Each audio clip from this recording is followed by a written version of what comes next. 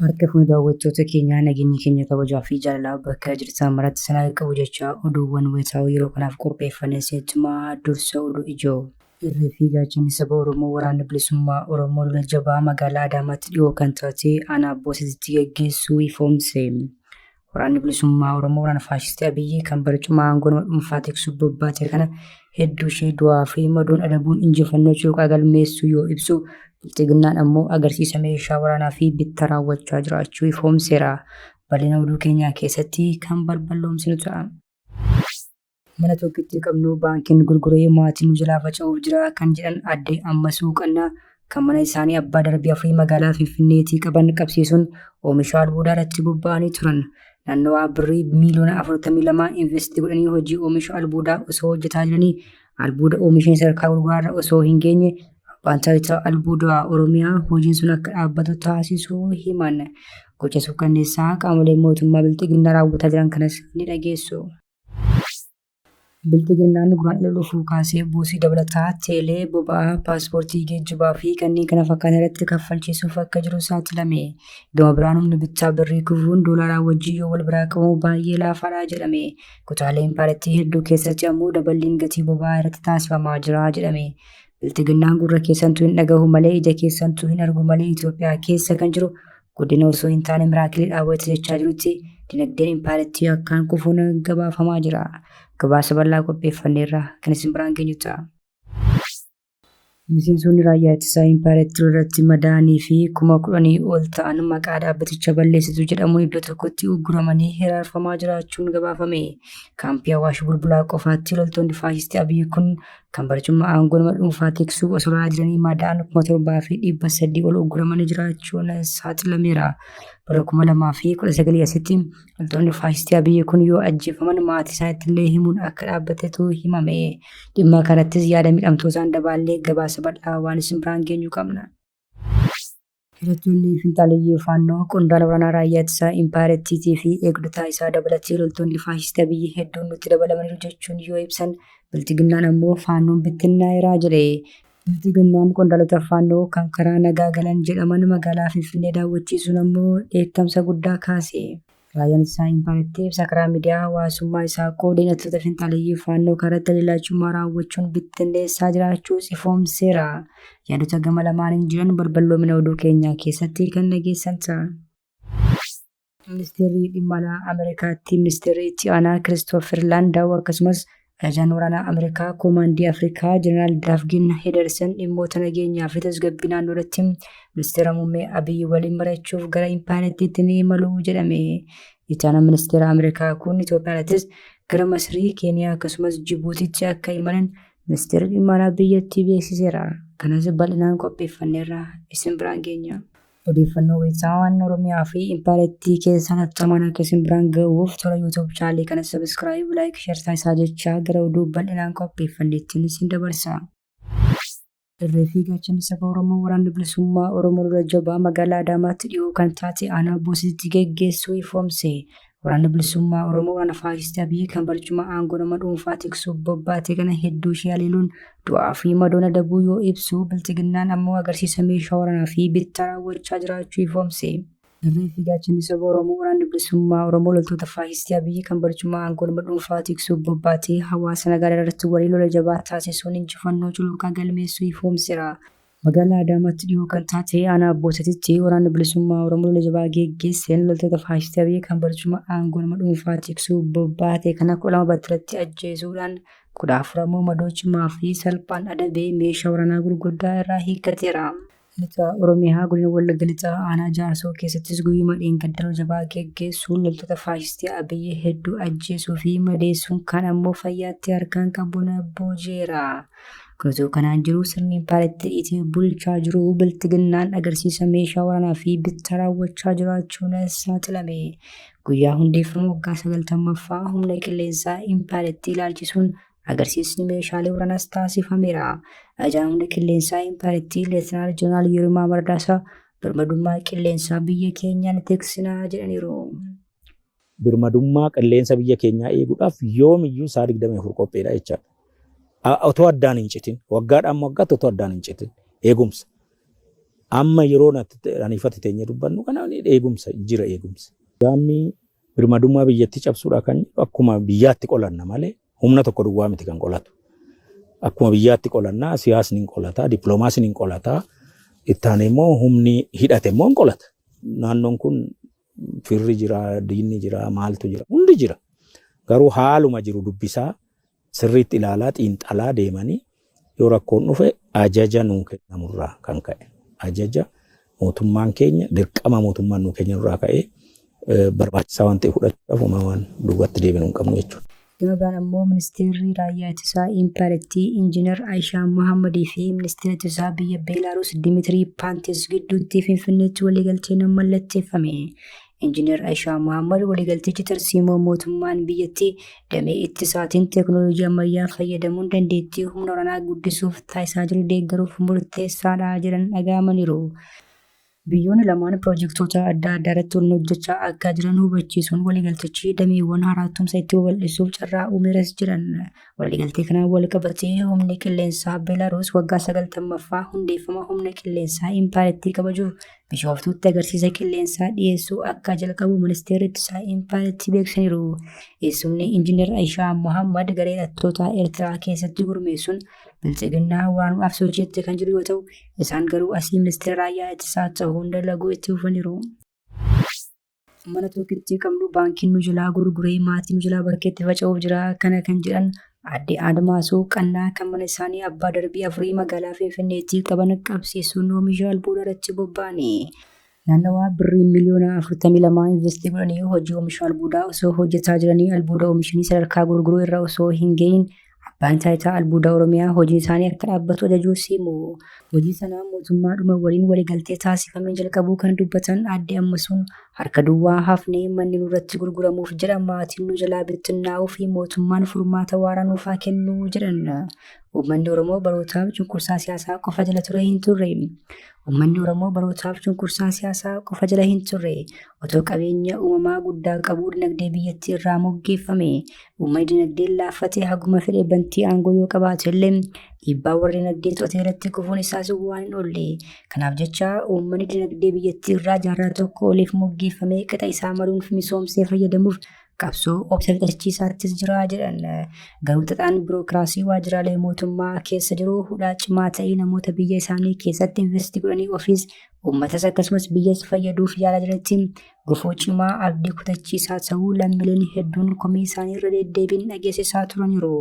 Adeemsa kana keessatti wanti maatii ogeessa seeraa obbo Booressaa Bayyanii fi Aadde Admaasuu Qannaa mudate jibbana ijoo dubbii ta'ee jira.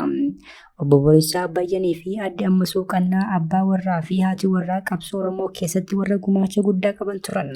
Obbo Booressaa Bayyan ogeessa seeraa ta'uu isaaniitiin bara sirna wayyaanee irratti qabsoon taasifamu namoota hidhamaniif abukaatoo ta'uun beekamu. Aadde Admaasuun immoo aadaa, eenyummaa fi seenaan Oromoo magaalaa Finfinnee keessatti deebi'ee akka lisuuf tattaaffii taasisaniin maqaa gaarii qabu.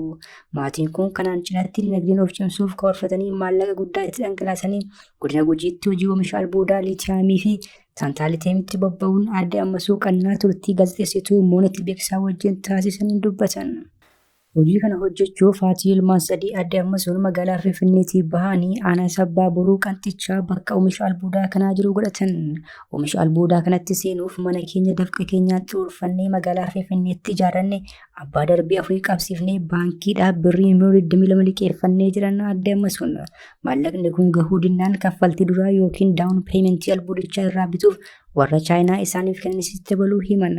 Waliigalaan gara birrii miliyoona 42 investii gochuu dubbatu. Mana tokkicha qabanillee osoo hin hafne baankitti qabsiisanii maallaqa hanga kanaa investii gochuu qofa osoo hin taane hojii albuuda oomishuu bu'aa bayii guddaa qabutti cichanii hojjetaa turuu himan.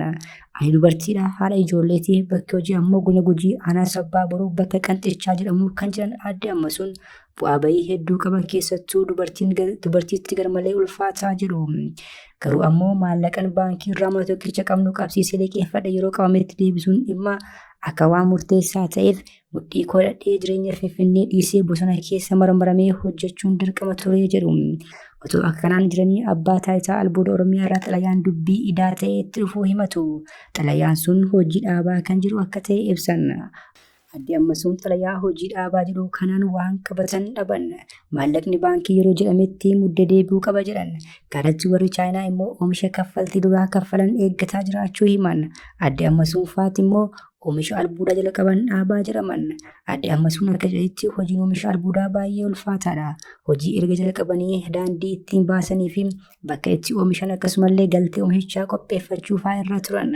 Reefuma gara humna guutuun oomishuutti isaanuma seenuu dhaabsifamuu dubbatan. Wanti akka kanaa tasan mudata jennee tarkaa'uu hin eegne jedhan addi ammasuun. Maaliif jennaan osoo dura ta'ee warri biyya bulchuu nama biraati waan ta'eef shakkuu dandeenya amma garuu tasaa akkanatti mudata jennee hin shakkine jedhu. Hojiin isaanii martii waliigaltee mootummaa waliin taasifame irraa jalqabee haga oomishaatti hundi isaa seera qabeessa ta'us dubbatan. Ofis jijjiirree sabas gargaarree biyyaafis taana jennee mana tokkitti qabnu qabsiifnee investi goonee mana qananiin keessa jiraannu dhabnee maatiin nu jalaa faca'uuf jira jechuun boo'aa dubbatan. Rakkoo isaa mudate kana mootummaan akka furuuf karaa abbootii gadaa mootummaa gaafatanis xalayaa waajjira pirezidaantii Oromiyaatti barreessanis isiniif ilaalla kan jedhu irratti deebii wayituu akka hin arganne himaniiru. Namoonni waan maatii obbo Booressaa Bayyanee fi addi ammasuu qannaa mudate kana dhagahuun hedduun gadduun yaada isaanii marsaa hawaasaa irratti hedduminaan qoodaa jiru. Bilchiginnaan duraan dhala dhufuu kaasee buusii dabalataa teelee boba'aa paaspoortii geejjibaa fi kanneen kana fakkaatan irratti kaffalchiisuuf akka jiru saaxilame. Gama biraan humni bittaa birrii kufuun doolaaraa wajjin yoo wal bira qabamu baay'ee laafaa ta'e. Kutaalee impaayirtii hedduu keessatti ammoo daballiin gatii boba'aa irratti taasifamaa jira jedhame. Bilchiginnaan gurra keessantuu hin dhaga'u malee ija keessantuu hin argu malee impaayirtii keessa kan jiru guddina osoo hin taane miraakilii dhaawwate jechaa jirutti dinagdeen impaayirtii akkaan kufuun gabaafamaa jira. እድገት አለ ወይ ያለ እንደሆነ እውነቱን ለመናገር የኢትዮጵያ ሕዝብ አይኑ እንዲገለጥ ልቦናው እንዲከፈት ያገኘውን መልካም እድል ያገኘውን የተከፈተ ብርሃን በማስተዋል እንዲጠቀምበት ከከፍተኛ ማሳሰቢያም ጭምር ነው። አሁን ማንሳውን ሐሳብ ማንሳው ኢትዮጵያ ውስጥ እድገት ሳይሆን ሚራክል ነው ያለው። ኢትዮጵያ ውስጥ ለውጥ ሳይሆን እኛ ለውጥ ልናመጣ ያሰብን ሰዎች ካሰብነው ፍጥነትና ጥራት በላይ ነው ለውጥ እየመጣ ያለው። ይሄን እድገት በተገለጠ አይን ማየት ካልቻል፣ መጠበቅ ካልቻል፣ መደገፍ ካልቻል አደገኛ ጣጣና መከራ ሊያመጣብን ይችላል። Humni bittaa birrii seenaa impaayirtii keessatti kufaatii hamaa keessa seenee kan jiru yommuu ta'u, gabaa gurraachaan doolaarri Ameerikaa tokko birrii 191tti gurguramaa jira jedhame. Tibba darbee dhaabbanni addunyaa dhimma maallaqaa to'atu ibsa baaseen humni bittaa birrii karaa dhumaa sadarkaa sadaffaarratti akka argamu ifoomsee ture. Kutuu kanaan jiru amma ammoo bilchiginnaan waan dhufuu kaasee tokko lammiilee impaayirtii irraa buusii sassaabuuf akka jiru kan himame yoo ta'u, kunis koomishini sodaa balaa fi yaaddoo cimsuuf oolaa jedhame. Akkanaan Itiyoo Telekoomii fi Safaariikoom irraa tajaajila sagalee fi daataa dhiyeessan irraa buusiin 500 galii ta'a jedhame. Balalii xiyyaaraa biyya keessaa tokko irratti ammoo tikeetii tokkotti qarshii 100 kaffalchiisuun ni eegalamaa jedhame. Tajaajila baankii gama dijitaalaan geggeeffamuufis 500 galii ta'a. Buusiin kun boba'aas kan ilaallatu yommuu ta'u, boba'aan litira tokkotti qarshii 1 galii taasisuu jedhame. Kana malees paaspoortii, viizaa, eeyyama daldalaa fi kanneen kana fakkaatan irrattis buusiin kun akka sassaabamu eerameera. Miseensonni raayyaa ittisaa impaayirtii lola irratti madaa'anii fi 10,000 ol ta'an maqaa dhaabbatichaa balleessuu jedhamuun iddoo tokkotti ugguramanii jiraachuun gabaafame. Kaampii Awwaash Bulbulaa qofaatti loltoonni faashistii Abiyyi kan barcuma aangoo nama dhuunfaatti osoo lolanii madaa'an 7,300 ol ugguramanii jiraachuun saaxilameera. Bara 2019 asitti loltoonni faashistii Abiyyi kun yoo ajjeefaman maatii isaaniitti himuunis akka dhaabbatetu himame. Bilchiginnaan erga aangootti dhufee Oromiyaatti waggoota 7 oliif duulaa kan jiru yoo ta'u, waggoota 4 darban ammoo kaaba impaayirtii Tigraay fi Amaaraa keessatti duula wal fakkaataa geggeessaa jira. Miidiyaan idil addunyaa BBC'n gabaasa irra qabatee bahee lola kaabaa kana qofaarratti loltoonni raayyaa ittisaa impaayirtii 500 ol yookaan ajjeefamaniiru yookiin madaaniiru yookiin ammoo miliqaniiru jedhee ture. Lakkoofsi kun kan naannoo Oromiyaa keessaa osoo hin dabalatin yommuu ta'u, muummichi ministeeraa Abiyyi afaan isaaniitiin paarlaamaa impaayirtii irratti lolli isaan Wallagga qofaatti geggeessan kan kaaba impaayirtii akka caalu ammoo dubbatanii turan. እዚህ ጋር አንድ የሚጋነን ነገር አለ። የትግራይ ውጊያ በሚመለከት ተጋኖ የሚነሳ ነገር አለ። ባይዞ ትግራይ ላይ ያደረግነው ውጊያ ወለጋ ካደረግነው ውጊያ አንጻር ሲታይ በጣም ትንሽ ነው። Gumtuu kanaan jiru loltoonni bilxiginnaa lakkoofsaan hedduu ta'anii fi madaa'an bakkeewwan garaagaraatti walitti qabamuun maqaa dhaabbaticha balleessitu jedhamuun iddoo tokkotti hiraarfamaa jiru. Loltoonni kunneen haala mijataa hin taaneen bakka tursiisaatti walitti qabanii akka jiran kan agarsiisu odeessi maddeen irraa arganne gara bakka dhufataniitti yoo deebitan maqaa dhaabbata keenyaa balleessitu dargaggoonni akka gara raayyaatti hin dabalamneef sababa taatu jedhamuun hiraarfamaa jiru. Maddi kun kaampii Awaash Bulbulaa qofaatti loltoonni sirnichaa 7,300 akka jiran kan eeru yoo ta'u, bifuma wal fakkaatuun Bahar Dar, Dasee Xiixaa, Waldiyaa, Kombolchaa, Asoosaa fi Finfinneetti walitti qabamaniiru jedhame. Kanneen irratti miidhaman kunneen bakka deemanitti illee qolleeffannaan akka irratti raawwatamaa jiru himatu. Loltoonni faashistii Abiyyi kun barcuma aangoo nama dhuunfaatti tiksuu wareegama akkasii kaffalanis bilxiginnaan garuu yoo isaan ajjeefaman illee maatiin hirmii akka baafatuuf ቦይቻ ኤርገ ሂሙ ዲሴ ወጎን ለካመኒሩ ጀነሜ ወደ መከላከያ ስንገባ እንደ እንቁላል ነበር እንደዚህ አንከባክቦን ይዞን እዛ ውስጥ መከቱን ከዛ ለአገርን ታግላለን ብለን ሄደን ታግለን ከተጎዳን በኋላ ወደ ሰፈራችን ስንመለስ እንደ ውሻ የተቆጠረን ነው ማለት ነው። ተወዳም እኮ መወደድ አለበት እኮ እኛ ሀገራችን እኮ እንደዚህ የተቆረጠን እንጂ በእናትን እርሻ ያረሰን እኮ ግሬ የተቆረጡት ማለት ነው። ግን ደግሞ እንደዛው ነው። አንድ አመት ሙሉ ቀበሌ ቤት አንድ ግላስ እኮ ለምኛ ያጣው እኮ hidhattoonni finxaaleeyyii faannoo qondaala waraanaa raayyaa ittisaa impaaleettii fi eegdota isaa dabalatee loltoonni faashistii Abiyyi hedduun itti dabalamaniiru jechuun yoo ibsan bilxiginnaan ammoo faannoon bittinnaayeraa jedhe. Bilxiginnaan qondaalota faannoo karaa nagaan galan jedhaman ammoo magaalaa Finfinnee daawwachiisuun dheekkamsa kaase. Raayyaan ittisaa impaaleettii ibsa karaa miidiyaa hawaasummaa isaa qoodeen hidhattoota finxaaleeyyii faannoo karatti haleellaa cimaa raawwachuun bittinneessaa jiraachuu ifoomseera. Akka raayyichi jedhutti hidhattoonni finxaaleeyyii kun Gondar kan akka raayyichi jedhutti hidhattoonni finxaaleeyyii kan Gondar keessa socho'aa turan waamicha nagaa taasifamee fudhachuun ammoo karaa nagaan galaniiru jedhe. Hidhattoonni finxaaleeyyii faannoo ammoo gama isaaniitiin qondaala waraanaa bilxiginnaa buleessi tokko eegdota isaa dabalatee loltoota hedduu wajjin nutti dabalameera jedhu. Qondaalli faannoo Koloneel Faantahuun Mohabbaa Tibbanaa haasawaa taasisaniin qabsoo faannoon taasisu Shaabiyaa fi TPLF'n butameera jedhanii turan. በዋነኛነት ይህን ትግል በበላይነት የሚመሩት ወይም ደግሞ ተጠልፋል የተጠለፈውም በህወሓት በሻቢያና በግብጽ ነው። Ministeera dhimma alaa Ameerikaatti ministeerri Itiyaanaa Kiristoofer Laandaw akkasumas ajajaan waraanaa Ameerikaa Koomaandii Afrikaa Jeneraal Daavgin Hedersen dhimmoota nageenyaa fi tasgabbii naannoo irratti ministeera muummee Abiyyi Ahmad waliin mari'achuuf gara Finfinneetti imaluu fi itti aanaa ministeera Ameerikaa kun Itoophiyaanittis gara Masrii, Keeniyaa akkasumas Jibuutii akka deeman ministeerri dhimma alaa biyyattii beeksiseera. Odeeffannoo ministeerri dhimma alaa Ameerikaa jimaata Majii 23 baasee akka agarsiisutti daawwannaan guyyoota 8 ta'u kun sanbata har'aa eegalama. Daawwannaan kun dilbata bitootessa 2026 akka goolabamu ibsi maqaa itti aanaa dubbii himaa ministeera dhimma alaa Toomii Piigiitiin bahee ni mul'isa. Kiristoofer barreeffama fuula eegsisaa irratti baaseen imalli gara Masrii, Itoophiyaa, Keeniyaa akkasumas Jibuutii taasisan imala jalqabaa akka ta'e ibsaniiru. Ministeerri itti aanaa kun yeroo biyyoota kanneen keessatti daawwannaa taasisanitti pirezidaantii Ameerikaa dhimmoota dursii kennamaniif akka tarkaanfachiisan ministeerichi ibseera. Dhimmoota dursii kennamuufiif qaban jedhaman kanneen tarreeffaman madaalii daldalaa sirreessuu, haalota daldalaa hanjissan mijeessuu akkasumas nagaa fi tasgabbiin akka jiraatu gochuu kanneen jedhanidha. Akka odeeffannoon ministeera dhimma alaa agarsiisutti ministeerri itti aanaan Kiristoofer imala isaa jalqabaan gara Masrii deema. Imalli Kiristoofer gara Kaayirootti taasisu kun yeroo pirezidaantiin Ameerikaa Doonaald Tiraamp dhimma laga Abbayyaa ilaalchisee Kaayiroo fi Finfinnee walitti fidee mariisuuf fedhii akka qabu dubbataa jiruttidha. Pirezidaantii Tiraamp fedhii isaa kana kan ibsee torban darbee pirezidaantii Masrii Abdul Fattah al-Siisii Faatilayyaa barreesseeni.